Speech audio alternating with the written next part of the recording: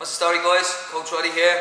So guys, I'm going to start to do a main event breakdown for the up and coming UFCs. We're going to take a look at both fighters, look at some of the advantages they may have, and then we'll have a pick of who we think is going to win.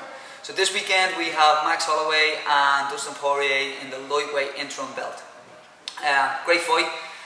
Both guys have already fought previously, with Poirier getting the win against the young and inexperienced Max Holloway. Obviously I think this fight is going to be a lot different, and just both guys obviously after moving up from the featherweight division up into the lightweight division. Obviously Poirier has already made a big statement in that lightweight division with some serious wins and a good run. It'll be Max's first time fighting at the lightweight division.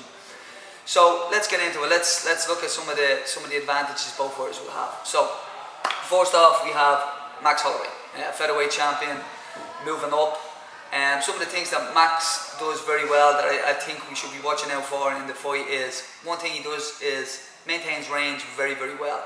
He stays in his opponent's face, puts a good pace on them, pops long straight shots in their face, makes them miss, and then counters. He never overcommits on the strikes, never puts too much behind any one strike.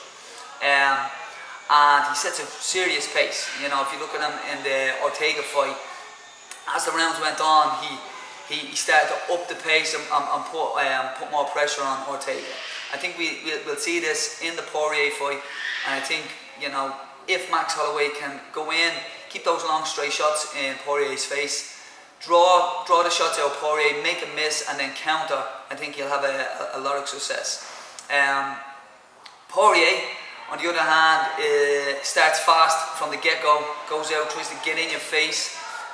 He's more of he does throw straight shots, but he likes to get on the inside and throw these big, powerful shots. He likes to put a lot of power behind each shot.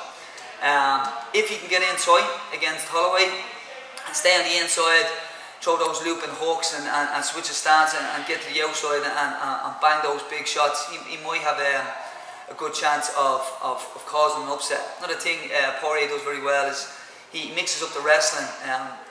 If he goes in, pops those shots, gets low, puts Max against the cage, keeps him against the cage and wears him out, that might be another good option from Poirier. So there's a good contrast between both fighters.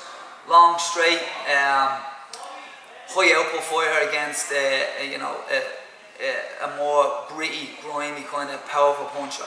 So it's a great contrast. How do I think it's going to go?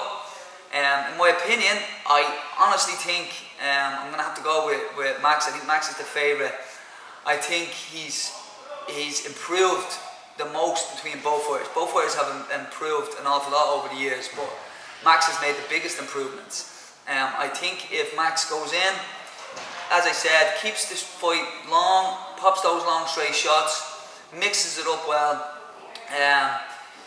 keeps Poirier at bay, I think he'll break him down over the coming rounds, and in the later rounds, 3, 4 and 5, I can see him starting to run away with it and potentially getting the finish in those later rounds.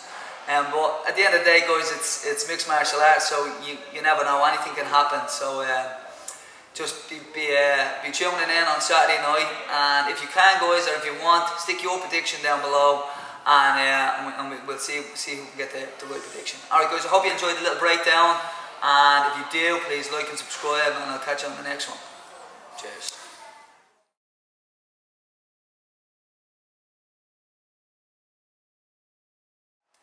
How do I think Conor would do against the both of them? I still think Conor would knock both of them out. Max fought a different fight when he fought Conor. He kind of ran, basically. He stayed on the back foot and didn't engage too much with Conor. And that's kind of the best way to fight Conor. If you go forward with punches, you're going to get countered. I think Max would probably come forward more now because he's a lot more confident in his ability. So I think that might go in Conor's favour. Poirier, same. Poirier goes forward anyway, and if you go forward and Conor striking, you're going to get clipped and get put away.